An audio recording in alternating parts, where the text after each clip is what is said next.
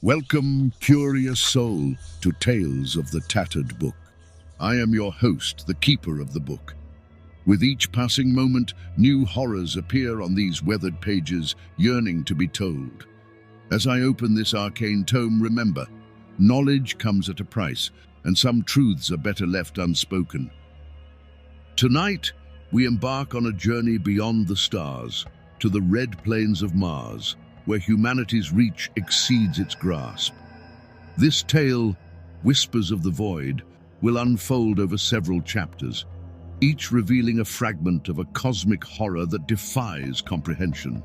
Our first chapter, The Geometry of Madness, begins now.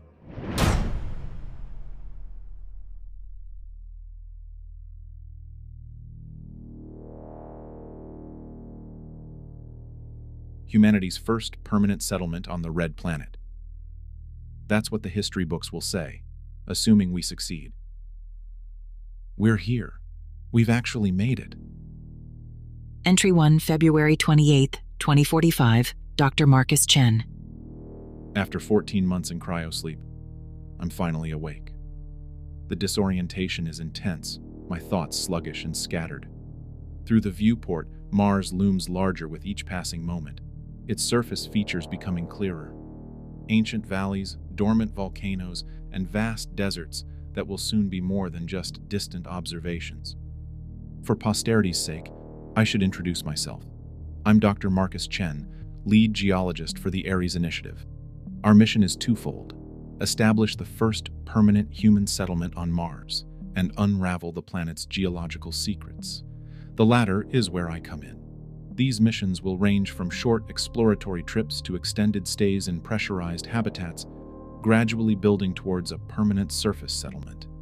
In the meantime, Mars Base Ares, our orbiting home, will serve as the command center for our operations.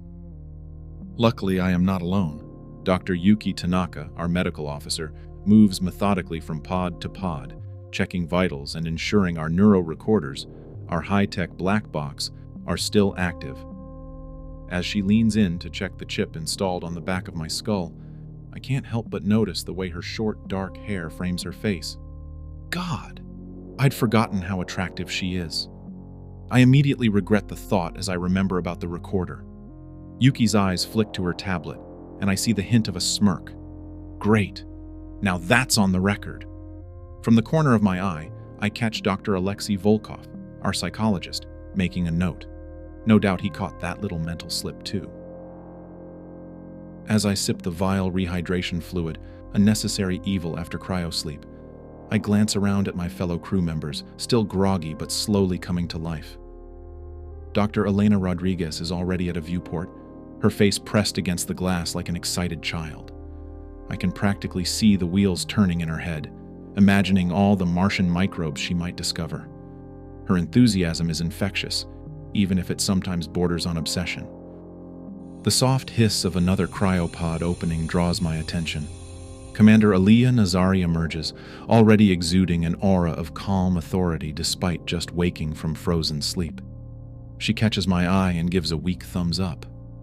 I've seen her tough, ex-military exterior crack only once, when she unleashed a barrage of terrible puns during our last night on Earth. Others are also starting to stir as well. Dr. Maya Patel, our botanist, Lieutenant Sarah Cooper, our second-in-command, discussing system checks with Engineer Santos and Navigation Officer Kim. In the corner, Dr. Howard from Atmospheric Processing confers quietly with his team. It's strange seeing everyone in one place again after 14 months in cryosleep, like a reunion where everyone's fighting off the world's worst hangover. The last to be awakened is the Mars ground team: Hassan, Taylor, Zhang, Nellie, the quiet guy with the scar, and the rest. If I remember correctly from the briefing, they will be the one establishing first contact with the surface before we can all go there. And then finally, there's Synapse. Even after all our time training together, I'm still not sure how to describe our communications officer. They are an AI-human hybrid, a mesh of organic tissue and quantum circuitry. The next evolution in space exploration communication, as they say, able to interface directly with our ship's AI, the neural entity for cosmic research, operations, and navigation, or Necron. The way Synapse's eyes flicker with lines of code is unsettling, to say the least. But I suppose I'll get used to it. I have to. We're a team now, for better or worse. As I watch Synapse communicating silently with Necron, a thought occurs to me. We can merge human minds with AI, but we still can't travel faster than light. Typical. All this technology, and we're still crawling through space like snails. Entry 5, March 15th, 2045, Dr. Marcus Chen. 2 weeks on Mars and everything's changed. The original plan was for me to join Commander Nazari's expedition to the South Pole. Although, if I'm being honest, I don't fully understand the fixation with the South Pole. With all the unexplored Martian terrain at our disposal, why focus on such a remote and challenging location? Anyways, it doesn't matter, as I'm staring at sensor readings that make no sense, recalibrating equipment that I'm starting to think isn't malfunctioning at all. It started 3 days ago. Necron detected an anomalous energy signature in orbital sector 17, a region of Mars's orbit that should only contain a small asteroid belt. At first, we dismissed it as an error. Space is full of random energy fluctuations after all, but it persisted, showing up steadily on our gravitational wave detector with each orbital pass. And so I've been reassigned to investigate. It's disappointing to miss the polar expedition, but this could be huge. The energy signature's characteristics don't match anything in our databases. It's not just unknown, it's alien in the truest sense of the word. We're sending an unmanned probe to the coordinates on our next orbit. I'll be overseeing the data collection and analysis from the base. The probe launches in 12 hours when our orbit aligns with the anomaly. More updates to follow. Entry 13, March 18th, 2045, Dr. Marcus Chen. We lost 3 probes trying to retrieve, the object that was generating the anomaly. The first 2 disintegrated the moment they entered the anomaly's field. The third one, heavily shielded and reinforced, managed to bring it aboard before getting every circuit fried. The object defies description, but I'll try. It's a polyhedron, but its geometry. It is hard to explain, but it seems to shift when you're not looking directly at it. One moment it has 7 faces, the next 11. Then suddenly it seems to fold in on itself in ways that shouldn't be possible. It's too early to speculate on its composition, and even its color is hard to describe. Entry 14, March 23rd, 2045, Dr. Marcus Chen. I've been running tests for days, trying to understand what we're dealing with. Our first question was simple. What is it made of? But even that has no clear answer. Necron's analysis is incomplete. For the first time since I've known it, the AI seems confused. Its responses are fragmented, full of gaps and contradictions. First, it's its composition. One moment it reads it as igneous rock, the next as an unknown alloy. Sometimes it reports a molecular structure that doesn't match anything in our databases.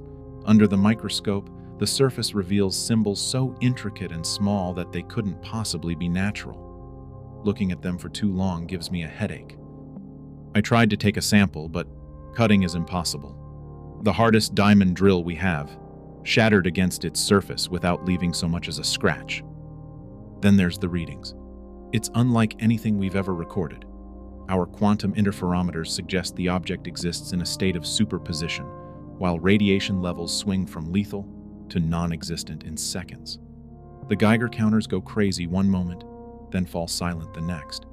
If I have to make a guess, it is like a particle that refuses to be observed. I've caught myself reaching out to touch it more than once, drawn by an impulse I can't explain. The containment protocols are the only thing keeping me, safe. I've started calling it the trapezohedron. It's not accurate, but how can you name something whose shape refuses to be constant? But names have power, and I need some illusion of control here. Entry 17, March 27th, 2045, Dr. Marcus Chen. Lieutenant Cooper conducted her weekly safety inspection today. She lingered a bit too long near the trapezohedron's containment area, asking about our security protocols. I assured her everything was under control. The weird thing was that she seemed more interested in our power consumption readings than usual. Entry 17, March 27th, 2045, Dr. Marcus Chen. Something strange happened today. I was reviewing the security footage of the trapezohedron when I noticed a flicker in one of the frames. At first, I thought it was just a glitch, but when I slowed it down, there was a shape in the room with the artifact, a dark, amorphous form that seemed to absorb light. It was there and gone so fast, I almost convinced myself I imagined it. But the computer confirmed it. There was an anomaly in that frame.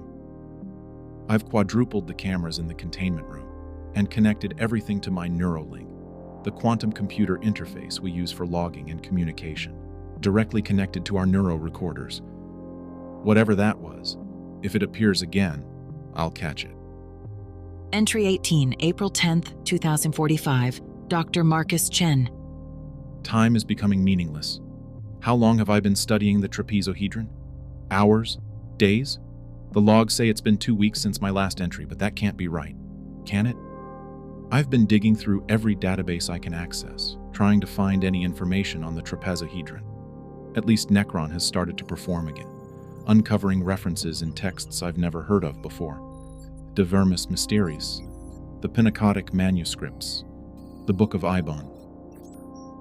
I wonder where is it getting this information from? According to these sources, the trapezohedron is impossibly old, of alien design. It's been on Earth before, passed between ancient civilizations. Some I recognize, like Atlantis, others I've never heard of, like Lemuria and Valusia. There are mentions of beings called the Migo, and an entity named Nyarlathotep, the Crawling Chaos. This can't be real. It has to be some sort of elaborate hoax. But if it were so, who could have created it? And why? And if these stories are true, how did the trapezohedron end up in space, orbiting Mars? On a hunch, I decided to review the probe's camera footage, or what was left, from when we first discovered the trapezohedron. I don't know why I didn't think of this before. What I saw, I still can't believe it. The asteroid belt isn't natural. It's the remains of a massive spacecraft. But here's the kicker. It's not alien. It's human. Or at least it was built by humans. I can clearly make out the faded letters on its hull. Project Kronos. I found myself wringing my hands, pacing back and forth as I considered the implications of my discovery. Are we not the first humans to reach Mars? How long has this ship been here? And what happened to its crew? I need answers, but I'm starting to fear what those answers might be. Entry 20, April 15th, 2045, Dr. Marcus Chen. I've been trying to follow up on the Project Kronos discovery, but I'm hitting walls at every turn. Necron insists the image I saw was just debris from an old satellite, distorted by radiation. When I tried to enhance the footage, I found the file corrupted. I could have sworn I made backups, but they're nowhere to be found. I reached out to Mission Control about any records of a Project Kronos. This is what I got. No such project exists in our databases. Focus on your current mission objectives, but I know what I saw. With each passing day, it seems like the evidence is slipping away. Even when I tried to challenge Synapse, they just stared at me with those unnerving eyes and said, "Perhaps it's best not to dwell on anomalies, Dr. Chen. The trapezohedron requires your full attention." Entry 22, April 17th, 2045, Dr. Marcus Chen. Today I returned to my lab to find Synapse staring at my Neuralink, cycling through the multiple camera feeds of the trapezohedron. Its eyes were different. Older, somehow. He said that it needs darkness, complete darkness. What does it mean? How did they know? Against my better judgment, I set up an experiment. We created a quantum void field around the trapezohedron, a sphere of perfect darkness that absorbs all light. And then, on the ultra-spectrum camera feed, I saw it. A massive bat-like creature with a tri-lobed burning red eye. It flickered in and out of existence, as if straddling the threshold between our reality and somewhere else. Those burning eyes fixed on me through the feed. Only when I looked away, just for a second, did it finally vanish. But I can still feel it, like an afterimage burned into my mind. My God, what have I done? Entry 23, April 18th, 2045, Dr. Marcus Chen. Lieutenant Cooper came by the lab today, questioning the power drain from the quantum void field. I didn't appreciate the intrusion. I explained it was a necessary experiment, but she seemed skeptical. So I had to remind her again that I have command-level clearance and that what I do in my lab is none of her concerns. Despite our brief argument, she ultimately gave up and left the lab. But before she left, I noticed her studying the containment chamber with obvious unease. She doesn't understand. None of them do. Not yet. Entry 25, April 20th, 2045, Dr. Marcus Chen. I can't sleep. I can't eat. Every time I close my eyes, I see that monstrosity, like a nightmare given form. And whenever I access my lab's Neuralink, the creature, the bat-like entity, appears on the screens. Those burning crimson eyes are locked onto me. Does it perceive me as I see it? I don't have the courage to deactivate the quantum void field, fearing that if I do, the creature will be able to wander freely throughout the ship. Entry 27, April 22nd, 2045, Dr. Marcus Chen. I still can't sleep. I still can't eat. I still can't focus. Dr. Volkov has prescribed me sleeping pills. I hope they'll work. I've decided to send a message to Earth, hoping that I can alert someone of what's happening up here. But the communication systems are down. A technical glitch as per Synapse's report. I have a feeling it's more than just a glitch. Could the trapezohedron be interfering, or the entity behind it? Entry 29, April 24th, 2045, Dr. Marcus Chen. Last night I had an unsettling dream. Well, it wasn't exactly a dream, more like a nightmare. I've been hesitant to log it, but I can't shake the feeling that it's important somehow. In this dream, I found myself standing in a vast desert of black sand stretching out endlessly in all directions. The sky above me was overwhelming inky blackness. No stars or moons, only a pervasive feeling of desolation. Suddenly, the deafening silence was broken by the flapping of massive wings. I turned my head, bracing for the end, but there was no one there. What I saw instead was a massive black pyramid looming in the distance. Despite my fear, I found myself being drawn towards it. My feet moved on their own across the strange landscape until I stood at the base of the pyramid and looked up to its towering summit. Then, something more terrifying than I could ever have imagined happened. Massive, giant black hands, each as big as a starship, emerged from the emptiness of the surroundings. I counted 6 in total. They were monstrous, lined with shimmering obsidian veins that pulsed with a strange glow.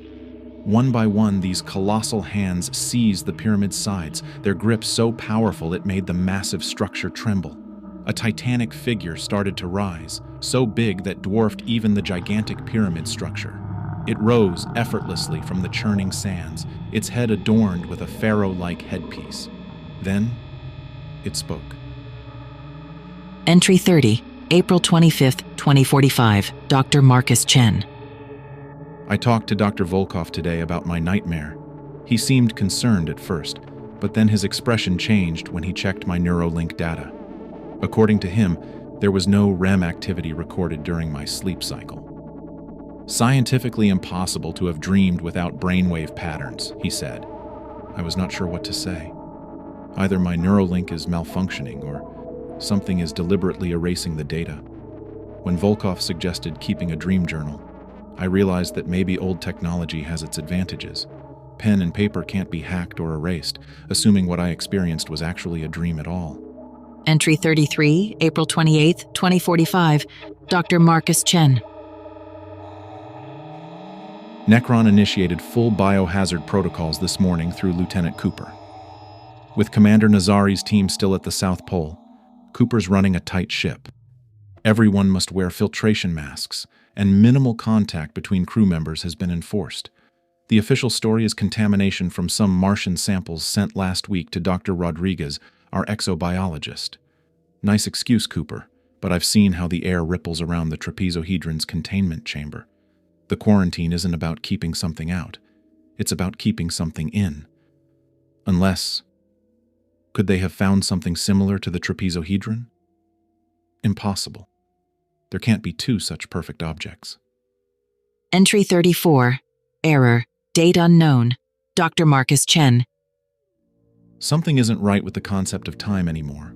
According to the ship's chronometers, it's April 29th, but when I checked my Neuralink is showing that we are in year 4599. I immediately ran a diagnostic, but the results do not make any sense. 23 AD. A third check reported 15,000 BCE. I queried Necron for timestamp verification, asking about the discrepancy, and in response, I received the following message. Time is relative to the observer, Dr. Chen. You should know that. Since when does an AI speak in riddles? Entry 35. April 30th, 2045. Dr. Marcus Chen. Error. Date stamp inconsistent. The entity spoke again, not in dreams this time. Through the quantum void field static, its voice, if you can call it that, said something about chosen observers. The Neuralink recorded nothing, of course, but I know what I heard. Entry 37. May. Corrupted 2045. Dr. Marcus Chen. Lieutenant Cooper tried to bar me from the labs today. Something about contamination spreading from the South Pole samples. I explained that my work with the trapezohedron is vital, crucial to understanding what's happening here. She just stared at me blankly. The what? She asked. How could she not know? The trapezohedron, it's not trying to spread. It's trying to reach specific people, or rather special people. People like me. Doesn't she understand that I'm the only one who sees clearly now? Of course she can't. I am the only one here that can see things clearly. Entry 41. May 2nd, 2045. Dr. Marcus Chen. I must remember to thank Dr. Volkov for the sleeping pills. They work perfectly, not by stopping the visions, but by making them clearer. Who needs a dream journal when you're living the dream? Each night, I sink deeper into understanding, comprehending more about Mars, about Earth, about the universe itself. Today, looking through the viewport at Mars' crimson curve, I saw it even while awake. The black pyramid rising behind the planet's horizon. Those massive hands reaching across the void. Not a dream anymore. Reality itself is beginning to manifest. Beautiful. Entry. Error. Error. Dr. Marcus Chen. The trapezohedron isn't a gateway. It's a beacon, a signal, and now they've heard us. Entry 44. May 8th, 2045. Dr. Marcus Chen. This might be the final lucid entry understandable by mankind. I should be terrified. Part of me still is. The rational scientist in me screams to destroy the trapezohedron, to shut down the quantum void field, to warn the others. But that voice grows weaker as another grows stronger.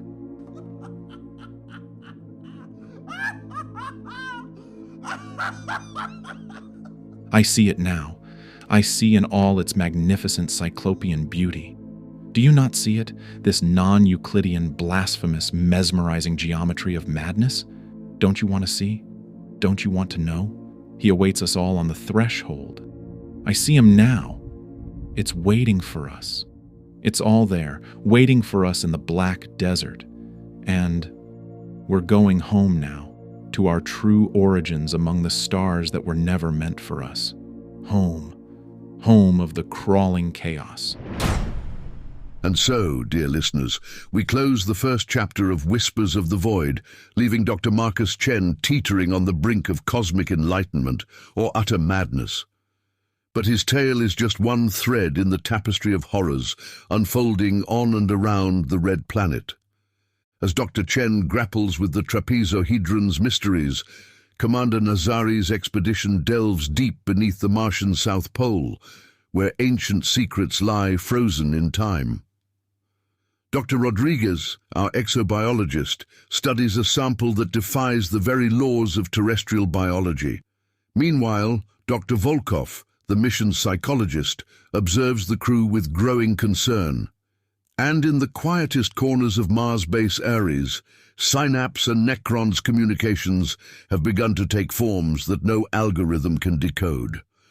What cosmic horrors await our intrepid explorers? What price will they pay for knowledge never meant for human minds? And what dark truths lie buried beneath the red sands of Mars? If you dare to delve deeper into these eldritch mysteries, subscribe to our podcast, leave a rating and review, and whisper of our tales to others. Your engagement feeds the book, fueling the terrors yet to come. Until next time, and may your nights be sleepless and your dreams unsettling.